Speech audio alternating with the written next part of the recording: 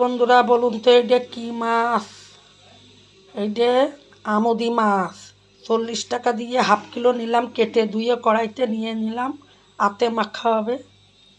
আর এইদিকে আদা রসুন কাঁচা লঙ্কা বাটা, লবণ হলুদ জিরের গুঁড়ো সব নিয়ে নিলাম। এতে তো খাসির মাংসর মতন মশলা দিতে হয়, মশলা দিয়ে দিলাম। এখন এর উপরে একটু সরষের তেল দেব। আতে মাখা আমুদি মাছ হবে। এই যে এখন আতে মাখিয়ে নেব।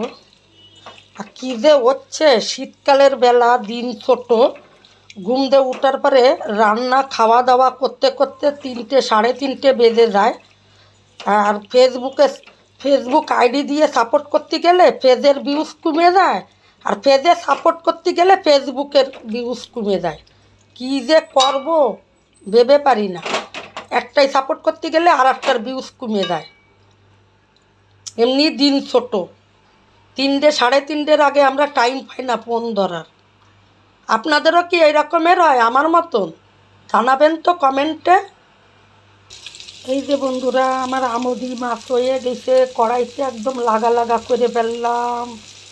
একটু ধনিয়ার পাতা দিয়ে দিলাম, আপনাদের সাথে শেয়ার করি নেই। এই দেখুন, টাটকা কুমড়োর ফুলের বড়া হবে।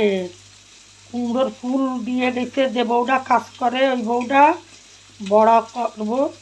এইদিকে রেডি করে নিলাম, একটু চালের গুঁড়ি দিলাম, বেসন দিলাম, একটু হলুদ দিলাম, একটু চিনি দিলাম, কাঁচা লঙ্কা বাটা দিলাম। এটা গুলাটা তৈরি করে নেব, বড়া হবে সাথে।